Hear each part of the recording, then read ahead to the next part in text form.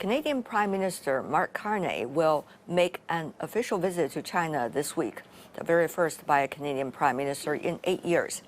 As Canada seeks deeper engagement with China, better understanding between the two peoples is always crucial. Mark Rowswell, arguably one of the most well-known Canadians for Chinese in history, is popularly known as Dashan among Chinese audiences.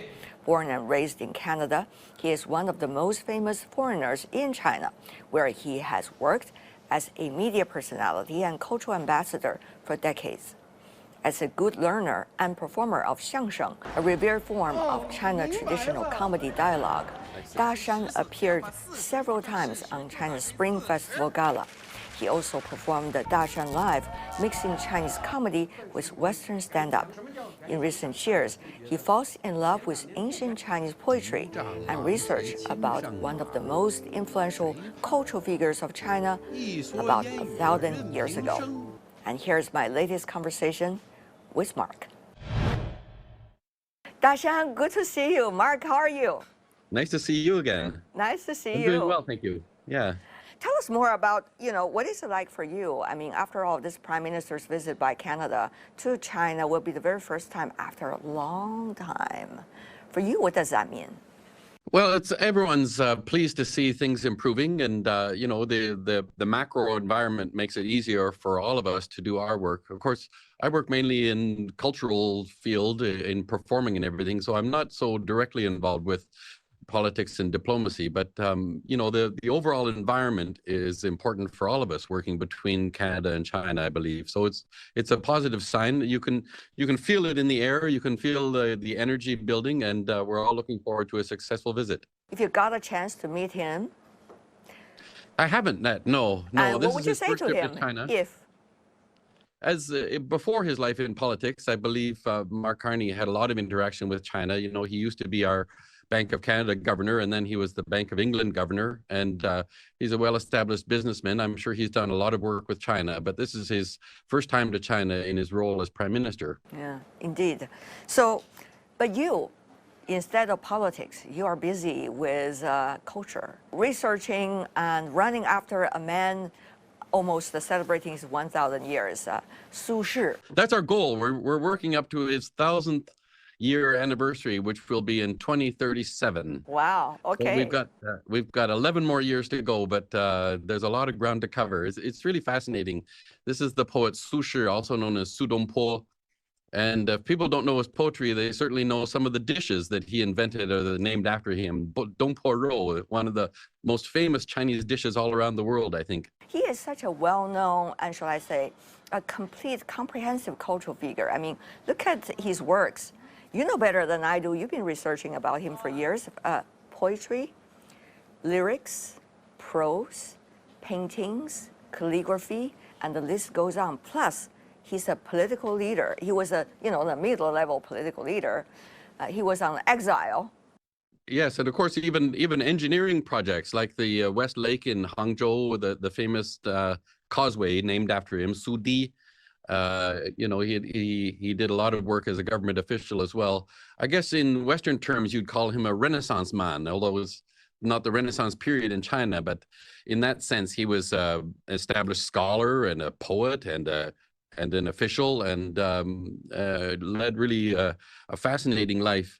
I think the thing that's most interesting about him, I'm trying to figure out how we would explain to a Western audience, because I know a few years ago, there was a documentary the BBC did called China's Greatest Poet, where they were talking about Du Fu. When we talk about China's greatest poet, normally we'd think Li Bai or Du Fu, one of those two. I kind of think of Su Shi as being China's favorite poet. Someone said he's actually China's favorite person. If you had to pick someone from ancient China who everybody loves, that would probably be Su Dongpo. So I think that's a really interesting question. Why do people love him so much? Why is he China's famous, most favorite, not only poet, but ancient person? I think it's a fascinating topic. Well, you see that revival, isn't it, of interest in him among the Chinese general public. Dance dramas, drama on the stage, novels, recitals, music, everything about him. Why there's a revival of interest When we started this just a year ago, we went to his hometown of Meishan in Sichuan province, and we went to his birthplace, which is it was a museum open to the public now. And their first reaction was, "You're going to do another documentary on Su Dongpo?" That shows. But I hope we did one that was rather unique and bring a different flavor to it. There's just so much ground to cover. I think also because I think the main thing is that he led a life of real extreme ups and downs. And so a lot of what he left for us in terms of cultural or even sort of emotional or spiritual achievement is sort of to show people that when life is down, when things aren't going so well, you can still be productive, you can still make a difference, you can still lead a full and fulfilling life. And that's really what he did. He had good times and bad times, and through it all, he just led an incredibly productive life and was an inspiration to people of his age and 1,000 years later. He is not well known for being a doctrinaire, but rather embracing so many different kinds of philosophies, be it Buddhism or Taoism or Confucianism. Your understanding of how this man has managed to cultivate himself and be able to fit into different circumstances with ease, one could argue. Well, I think perhaps in Chinese philosophy, there's more pragmatism, or, we think of, in a Western sense, you can't really be Christian and Muslim at the same time, right? Those are sort of competing philosophies or competing religions. But in traditional Chinese culture, I think Confucianism is more sort of a social system. It's the glue that binds the society together. But many people also received inspiration from Taoism and from Buddhism in different ways. I think the way they look at their life, right? The way they look at nature. I just think traditional Chinese culture or traditional Chinese philosophy is much more inclusive that way, is that you don't have to pick one philosophy. You can sort of create a blend of them. And that's Su Shi probably is the preeminent example of that. And it's not black and white either. Yeah, and just a fascinating person. I mean, he like many traditional Chinese scholars, he aspired to be a government official. I think that's something that's different from the West. We don't think of poets as being government officials, but in China, of course, most poets were government officials, or they aspired to be, and often they felt that their talents were not being used. He did what he thought was best for the emperor and for China, but the emperor banished him, and then brought him back and then banished him again. So he was up and down. And I think that's really what gives his life sort of a special essence to it, is how he managed all that up and down through his life. We have raised the appetite of our audience for a very long time over our conversation. I'm sure they want to know what exactly is the taste of this poet called Su Shi. One of the most famous lines from his poetry, of course, is "莫听穿林打叶声，何妨吟啸且徐行." And that's sort of a reference to, when things are not going well in life, when it's raining, don't focus on the rain, just whistle a tune and keep going. 莫听穿林打叶声，何妨吟啸且徐行。竹杖芒鞋轻上马，谁怕？一蓑烟雨任平生。料峭春风吹酒醒，微冷。山头斜照却相迎，回首向来萧瑟处，归去，也无风雨，也无晴。 Tell me, when you are trying to look for him or the soul of this poet, what have you learned along the process? And why is it so relevant to you now, at this age, during this time? Well, it's all been an interesting experience. You know, about a year and a half ago, I've been doing sort of short videos for the internet on various classical Chinese poems, and all of the poems are something that just personally I enjoyed, or it spoke to me somehow, and so I wanted to express that feeling. And I did one on him from the Chi Fu, Ode on the Red Cliffs. And I was in my canoe and I was paddling on a lake in Canada, and because the poem talks about him being in a small boat and it's very philosophical, and so I was paddling the canoe and practicing my lines. 驾一叶之扁舟，举匏樽以相逐。寄蜉蝣于天地，渺沧海之一粟。哀吾生之须臾，羡长江之无穷。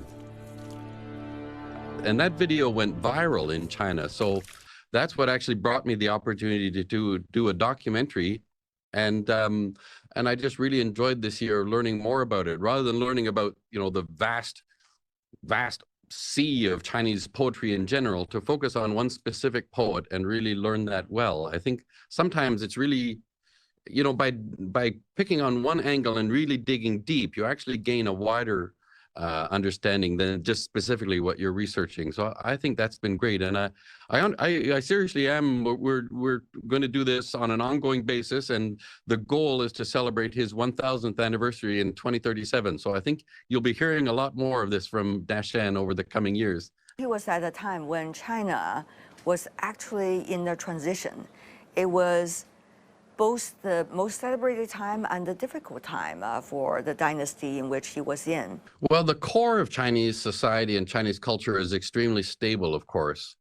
That's why it's an ancient society, the oldest continuous civilization in the world now. There has to be some kind of stability to the core, because obviously there have been huge ups and downs and huge disruptions through Chinese history, but Chinese culture has survived through all of it. So there's something incredibly stable about Chinese culture. And we've seen, again, in the last 40 or 50 years, perhaps even an unprecedented level of change in Chinese society. But, you know, that core of Chinese culture is stable. And I think that's one of the fascinating things for me as a non-Chinese person. You know, if we come from the English world, trying to read something in English 500, 600 years ago, Shakespeare is really only 400 and some years ago. It's almost unintelligible now. It's, you know, it's very difficult to understand Shakespeare. But in the Chinese language, you can read things that were written 1,000, 2,000 or more years ago, and you know, with a basic education, they're still understandable. And I think that's one of the great things about China, is that we can look back 1,000 years and find something that's like immediately relevant to China today. You know, like I was saying, a lot of young people in China still get inspiration from his poetry because he was such an inspiring figure. And there's at least, you know, 5 or 6 poems that are sort of widely known by everybody, and yeah, and easily approachable. And of course, everyone knows the food that he invented as well. So his legacy really lives on. I think throughout the tremendous changes in China, there's core elements like that, like the poetry of Su Po, that are sort of timeless. So some of the things that you've been trying to describe seem to me it's hard to express it so directly in plain language, but rather one needs to feel it. For example, through the poems of Su Po. Is that what you're trying to say? I think one of the things I really enjoyed about this documentary we did is that we were able to tell a lot of, not just his story, but actually just narrate his poetry, because a lot of his poetry tells the story in his own words, of course, in a very poetic way. You've been doing recitals of ancient Chinese poetry with many of your Chinese friends and probably international friends as well. You see this huge, warm response coming from your audience here in China, I have to say. You got a full house packed, many cities. It's amazing. So what does this say about the China today and the Chinese that you have got to know? How much they are looking for the strength in their own culture? How much are they digesting the changing life they are facing every day vis-a-vis the huge long history that they have. Well, I think maybe that's a strength of China, right? I mean, over the 30 some, almost 40 years that I've been here, of course, it's been a time of reform and opening, and China has learned a lot from the outside world. There's been, people have been learning English and learning modern technology and all of that. But once the standard of living in China has increased, as it has so tremendously over the past few decades, people start to look back to their traditional culture. And that's sort of the stable core of Chinese culture that,